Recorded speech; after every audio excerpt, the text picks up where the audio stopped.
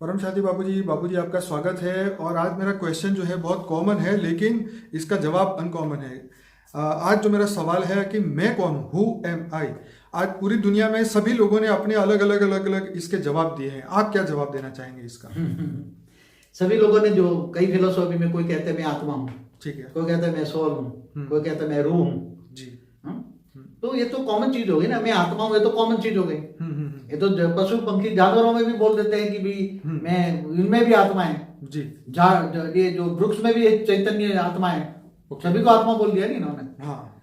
तो आत्मा का मतलब क्या है? मनुष्य आत्मा और दूसरी आत्माओं में फर्क क्या है?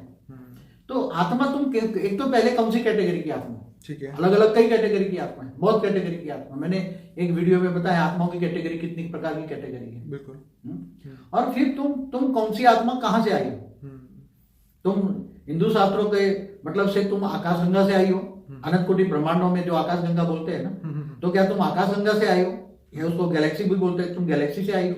बापूजी वो आत्मा का तय कैसे करें? चलो मान लिया कि हम ऊपर से बहुत दूर से आए हैं, परमधाम बहुत बहुत तुम एलियन हो। हाँ। चलो, तो अब उसको मोहर कैसे लगेगी कि हाँ हम वाकई में वहां से आए हैं? देखो, उसकी एक सिंपल सी विधि है। आप कहां से आए हो, दूर दूर से कहां से आए हो, कौन सी कैटेगरी की आत्मा, कौन से कैटेगरी की आत्मा हो, तो उसको तुम केवल ज्ञान से ही जज कर सकते हो। ठीक है। तुम ज्ञान मार्ग में चलो, ज्ञान सागर में डूबो। ठीक है। जिनको पूरा ज्ञान आ जाए कि अनंत कोटि ब्रह्मांड क्या है, यूनिवर्स क्या है, मल्टीवर्स क्या है, साइंस और शास्त्र दोनों का ज्ञान होता है। ओके। तो फिर मुक्ति, जीवन मुक्ति क्या है, आत्मस्वरूप क्या है, तो आत्मस्वरूप में स्थित होने की कोशिश करो। ठीक है। और परमात्मा को याद करो, ऑलमाइटी को तुम जान लो। ठीक है। तुम ऑलमाइटी ऑथोरिटी, बेहद का विश्व कितना बड़ा है, बेहद की दुनिया कितनी बड़ी है, कितनी कलाओं की दुनिया है। 100 कला का ब्रह्मांड, 200 कला का ब्रह्मांड, 1000 कला का ब्रह्मांड, बेहद की कला का ब्रह्मांड, वो ज्ञान आ जाए, ज्ञान सागर में डूबो, तो तुम बेहद की आत्मा, बेहद की मतलब हाई क्वालिटी आत्मा।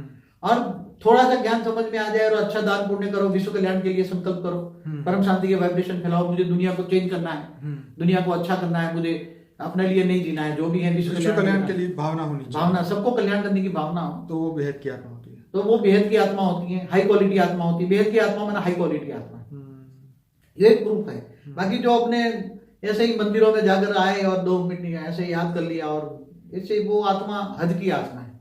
2 क्वालिटी, हद और बेहद। हद की आत्मा, फिर 33 कोटि देवी देवता भी हैं, मगर वो जहां से आए हैं आत्मस्वरूप में अगर ठीक तो सब होना चाहते हैं, मगर वो आत्मस्वरूप की अनुभूति के लिए आत्मस्वरूप का ज्ञान नहीं है किसी के पास। आत्मा प्रकृति के बीच में रहती है, बड़े माइंड के सेंटर पॉइंट में रहती है, माइंड के सेंटर पॉइंट में रहकर माइंड को चलाती है, शरीर को चलाती है। तो ये तो एक हो गई कि मैं आत्मा हूँ। आत्मा का ज्ञान तो कहते नहीं मैं आत्मा हूँ, मैं आत्मज्ञान है मेरे पास। कई लोग चलते आत्मज्ञान, आत्मा